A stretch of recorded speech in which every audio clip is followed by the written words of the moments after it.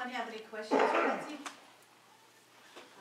We are happy and proud that we kind of started your campaign here in the county, and we're glad to continue it on.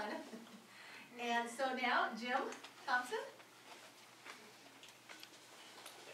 And I do have brochures for many of the different candidates up here. I have some of Betsy's and I have some of Jim's also. Thank you. I'm going to depart from the standard stump speech today, because you've all heard those before, and they get pretty crazy. But what I want to talk to you about is the reality of where we are, and why it's crucial that the Republicans in the legislature, in Congress, and 2 years in the governor's office. Friday, we got another jobs report. It wasn't well publicized because the press doesn't want to publicize it. We are now number 3 in the nation, behind Ohio and Michigan last month, for number of jobs lost in the previous month. So when somebody tells you how well the economy is recovering in Oregon, wave them off, because it isn't. We're still going down the tubes. It's particularly difficult in rural Oregon. We're getting some economic stimulus in places like Beaverton, where there are new large industries that have been planned for some time being built. But that doesn't impact us. People aren't driving from here to Beaverton. So if we want to preserve rural Oregon, we have to figure out a way to reinvent the economy of rural Oregon. And frankly, the Democrats from Portland, who saturate the legislature, and the governor aren't interested in that. They're just not. A couple of examples. One of the big problems we have is phony environmentalism. We're fighting it at every turn. Recently, I was talking to the head forester from the Sisters Ranger District. He's telling me with this last big fire they had out there, they have now burned over 83% of the Sisters Ranger District with forest fires. Now you tell me how effective preserving those forests was if in fact we're burning them down. Yet we still aren't allowed to go in and cut the timber that's left after the forest fire. We're certainly not allowed to put in a patchwork of harvest that would prevent the spread of forest fire. We're just going to burn it down. And that's going to happen here. It's only a matter of time we get the right year with the right weather, and we'll burn the Coast Range. In the 1700s, Oregon was called the land of fire on Spanish navigation charts, because there was a forest fire that burned from southern Oregon up into the central Oregon coast. It burned for 80 years. Well, that's not going to happen. But we have a history of fire. It's only going to take a dry season, and we'll repeat the Tillamook burn because we've set everything to do that. We try to get a biomass bill through the legislature to allow us to go into these forests, thin them, and pull out the crowded material, dead limbs and whatnot, for generating green power. Well, it's not green enough power. So yeah, the Democrats will support that. If we don't clean out those forests, they will burn. Historically, there is no other option. That is it, period. That's how these forests navigated themselves over the last few centuries. So we're just being really stupid about it. Fred was talking about NOAA. The big problem we're having along the Oregon coast right now are the offshore reserves. You've probably heard that. We have 3 of them in place now. We blocked a bunch of them. The plan, though, is to put a patchwork of marine reserves as interlocking squares and rectangles all the way along the coast. California is doing the same thing. It has nothing to do with real environmentalism. It has to do with stopping fishing. And they're going to bankrupt the fishing industry in the name of ecotourism. What they're selling is that if we get all these things in place, then we'll convert the fishing boats to tourist boats. People will flock to the Pacific coast to get on a boat and ride out to view the marine reserves. I've been out there, folks.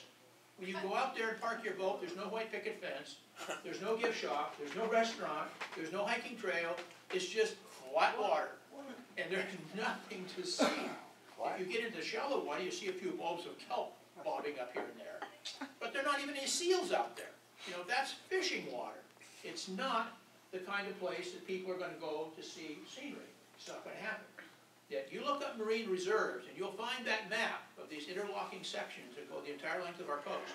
And there's been no let-up on doing that. We were able to block it in the House this last time because we had a 50% vote on the House, and that gave us some committee chairs that just said, no, the bill is moving forward. But we didn't really have any control over voting it down. Another one Fred mentions is the Dallas Mill. That mill was supposed to sell for between $10 to $12 million and be reopened as a smaller mill. The state put out, along with Force Weyerhaeuser, put out an environmental statement on what the potential environmental liability was for that property. Well, it jacked up to millions. Everybody that had any interest in opening that mill backed away immediately. There's another piece of adjacent property there, which Van Well Building Supply is now situated. I know Carl Van Well very well. He was going to buy that because he'd been leasing it from Weyerhaeuser for years. He backed away. The attorney looked at it and said that 10-acre piece may have $1 million to $1.5 million environmental liability on it. May have potential environmental liability. That's what we're running from. We don't know if there's any liability, but we're so wrapped up in this environmental BS, and there's no support for private industry. You'd be out of your mind to walk in and buy something like that when you have been advised in advance that there may be millions of dollars of potential liability. The state has got to turn this around for all of our brownfields and either indemnify the development of these properties, or we're going to have to pick up a share of cleaning them up. I mean, this is potential liability that goes back to the 1930s. So there's not even owners of record that are responsible for it anymore. But we can't leave these properties sitting there undevelopable because you can't get capital to do anything with them, because the capital would be eaten up hauling truckloads of soil up to the environmental landfill in Boardman. And the joke is, if all that liability really was on the Dallas site, it couldn't be built on anyway. We'd dig it out and make it into Lake Dallas, because when you get through digging it out, that's what you'd have. But you know, this is a very serious business. But we have to have Republicans in there that understand the balance between environmentalism. I don't want to live in a dirty state, neither do you. But there's practical ways to control that. And there's practical forgiveness we have to put on some old problems in order to be able to move forward. You know what happens on these brownfield sites if they're not developed? You do nothing. There's nothing that requires the present owner to clean them up. We just set in motion a system whereby the present owner can't develop them. So we didn't solve the environmental problem if there is one. So we're sitting here with hundreds and thousands of acres of land statewide with potential environmental liability, which prevents it from being developed, but it doesn't clean it up. So it's not creating any jobs. It's just a catch-22 that's just absolutely ridiculous. And I put that under the heading of phony environmentalism. The other things that we have to watch out for are, well, obviously we're in a revenue-poor position. The governor, who refuses to acknowledge this, is advancing three major initiatives. You know about the health care one, which is Obamacare. And I don't care what you call it. Obamacare doesn't necessarily mean something bad, but it is Obamacare. It's a federal affordability act. We are in fact developing here in Oregon because the feds passed it and the Supreme Court said it's legal. So we have no choice but to move forward. We don't have to move forward quite as willingly as we are, because the governor very publicly said he wants universal health care in Oregon. And that's what he's moving toward. So that's it. One disaster is going to be very, very expensive. Another one is the education initiative. I want you to watch that very, very carefully, because what we've done with the government initiative, if he's able to push that through this next session the rest of the way, we are relinquishing all local control of education to a state bureaucracy. Local school boards will be irrelevant. Funding will come from the state, quality measures will come from the state, all directions will come from the state.